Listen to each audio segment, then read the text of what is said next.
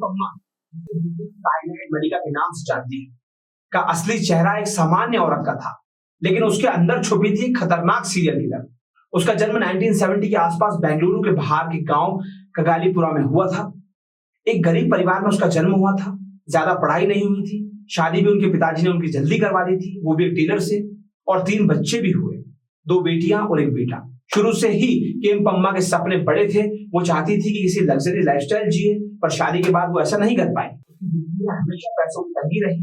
उसने एक chit fund business भी शुरू किया, लेकिन बुरा नुकसान हुआ और पूरा परिवार कर्ज में डूब गया। इसके बाद उसके पति ने उसे घर से निकाल दिया। उसने डोमेस्टिक हेल्प का काम शुरू किया और यहीं से शुरू होता है चोरी का सिलसिला भी। एक बार चोरी के केस में पकड़ी गई और 6 महीने तक जेल काटनी पड़ी। जेल से निकलने के बाद उसने एक सुनार के यहां काम किया, जहां उसका पहली बार साइनाइड से सामना हुआ। ये वही जहर है दोस्तों जो गोल्ड पॉलिश करने के लिए यूज होता है। जहरीला प्लान भी शुरू हुआ। बहुत ज्यादा ध्यान से सुनिए, क्योंकि केम्पम्मा ने अपने विक्टिम्स को धार्मिक विश्वास और अंधविश्वास का शिकार बनाया। वो रोज मंदिर जाकर ऐसी महिलाओं को देखती जो किसी ना किसी समस्या से परेशान होती, जैसे कि संतान की चिंता या घर की परेशानियां या किसी अपने की खोज। वो खुद को एक देवी शक्ति वाली औरत बताती और उन्हें मंडला पूजा जैसी विशेष अनुष्ठान करने का वादा करती। विक्टिम से कहती कि वो अपने सबसे अच्छे कपड़े और ज्वेलरी पहनकर आए ताकि पूजा का असर ज्यादा हो।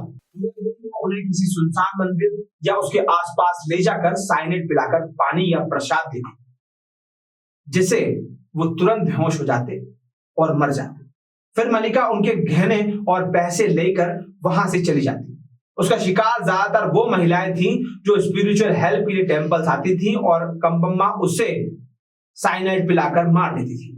पुलिस के रिकॉर्ड्स के मुताबिक दोस्तों 1999 से 2007 के बीच इसने कम से कम 6 से 8 महिलाओं को मारा है। कई विक्टिम्स के नाम भी मीडिया रिपोर्ट में सामने आए थे, जैसे कि एक 30 साल की अमीर महिला जो बेंगलुरु के बाहर रहती थी और एक 60 साल की वो महिला जो अपने लापता बेटे को ढूंढ रही थी, मलिका का शिकार बनी।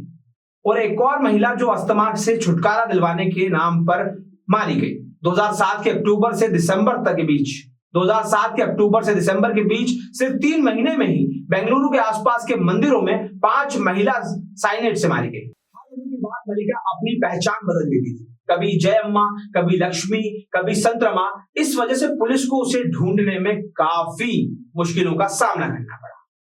शुरू में पुलिस को लगा कि ये मर्डर्स किसी आदमी ने किए हैं, लेकिन ऑटोप्सी में साइनाइड मिलने के बाद और टेंपल के आसपास की सीसीटीवी फुटेजेस, विटनेसेस और ज्वेलरी शॉप्स की इन्वेस्टिगेशन से पुलिस मलिका तक पहुंची। 2007 के एंड में पुलिस ने उसे तब पकड़ा जब वो एक विक्टिम के ज्वेलरी बेचने जा रही थी। उसके बैग में साइनाइड भी मिला। इंटरोगेशंस में मलिका ने कुछ मर्डर्स का कन्फेशन किया, लेकिन अक्सर पुलिस को गुमराह करने की कोशिश भी करती रही। उसने बताया कि साइनाइड उसने गोल्डस्मिथ शॉप से लिया है और देखकर उसने सीखा था कि साइनाइड कितना खतरनाक पॉइजन है। में मलिका पर 6 से 8 मर्डर्स का केस चला। 2012 में ट्रायल कोर्ट ने उसे डेथ सेंटेंस दी, लेकिन बाद में कर्नाटका हाई कोर्ट ने इस पनिशमेंट को लाइफ इंप्रिजनमेंट में बदल दिया।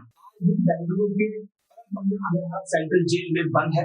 कोर्ट ने कहा कि उसके क्राइम्स प्लान, कोल्ड ब्लडेड और सोसाइटी के लिए खतरा है, इसलिए उसे कभी भी पेरोल या रीइमिशन नहीं मिलना चाहिए।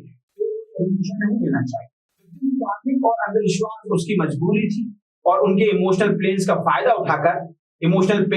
उठाकर उसने हर मर्डर के बाद अपनी पहचान बदली। कभी भी पेरोल या रीइमिशन नहीं मिलना चाहिए। पुलिस इन्वेस्टिगेशन में यह भी सामने आया कि मलिका ने अपने विक्टिम्स को धार्मिक अंधविश्वास, उनकी मजबूरी और उनके इमोशनल पेन का फायदा उठाया।